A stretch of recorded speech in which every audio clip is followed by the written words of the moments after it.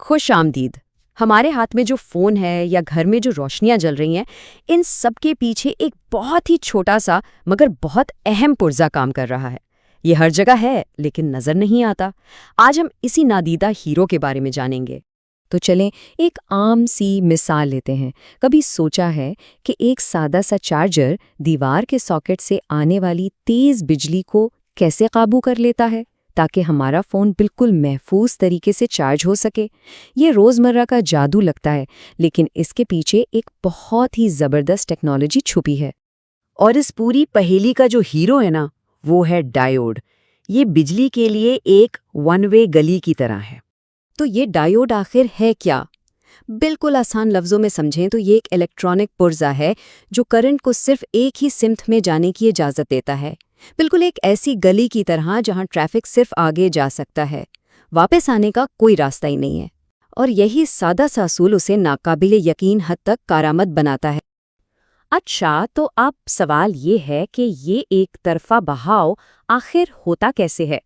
इसका सारा राज डायोड के बिल्कुल मरकज में छुपा है, जिसे कहते हैं पीएन जंक्शन। देखें, ये सारी कहानी शुरू होती है एक खास किस्म के मटेरियल से जिन्हें कहते हैं सेमीकंडक्टर्स। अब ये नाम ही बता रहा है, ये ना तो पूरी तरह कंडक्टर हैं जैसे तांबा और ना ही पूरी तरह इंसुलेटर जैसे प्लास्टिक। ये कहीं बीच में आते हैं। अब इसी सेमीकंडक्टर को दो अलग अलग किस्मों में बदला जाता है। एक है पी टाइप, पी यानी पॉजिटिव।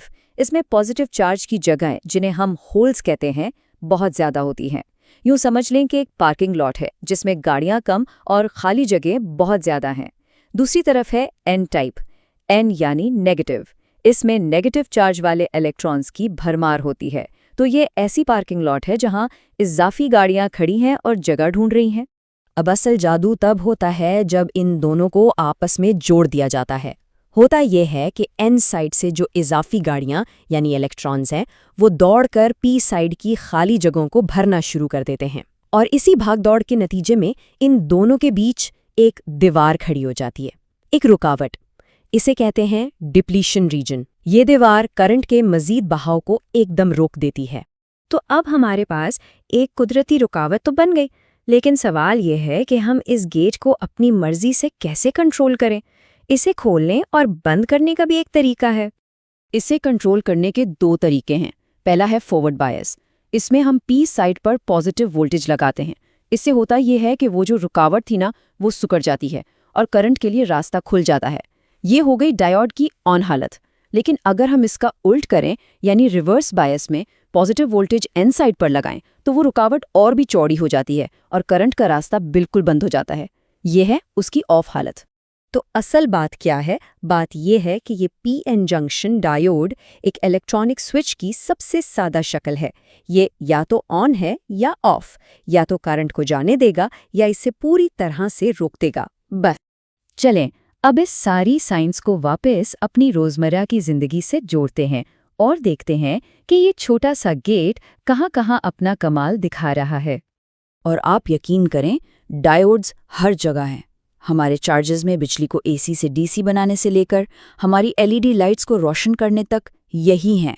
ये वोल्टेज के अचानक झटकों से हमारे कीमती आलात को बचाते हैं, रेडियो सिग्नल्स को पकड़ने में मदद देते हैं और हाँ, यहाँ तक के सोलर पैनल्स भी इन्हीं की वजह से काम करते हैं। तो चलें वापस अपने चार्जर वाले सवाल पर आते हैं। देखें, दीवार के सॉकेट से जो बिजली आती है ना, वो होती है ऑल्टरनेटिंग करंट या एसी। इसका मतलब यह है कि वो अपनी सिमत मुसलसल बदलती रहती है, एक लम्हा आगे तो दूसरे लम्हा पीछे। यहाँ पर डायोड एक गेटकीपर बनकर खड़ा हो जाता है। जब करंट सही सिमत में यानी आगे की तरफ बहता है तो ये दरवाज़ा खोल देता है, लेकिन जैसे ही करंट अपनी सिमत बदलकर पीछे आने की कोशिश करता है, ये दरवाज़ा फौरन बंद कर देता है, रास्ता ब्लॉक। इसी अमल को रेक्टिफिकेशन कहते हैं। ये दो तरफा उल्टी सीधी चलने वाली एसी को एक तरफा डायरेक्ट करंट यानी डीसी में बदल देता है। अब ये करंट भले थोड़ा उतार चढ़ाव वाला होता है, लेकिन अब ये इस काबिल है कि हमारे फ़ोन और दूसरे इलेक्ट्रॉनिक आलात इसे इस्तेमाल कर सकें। और ये टेक्नोलॉजी कितनी आम है, ज़रा ये अदद देखें।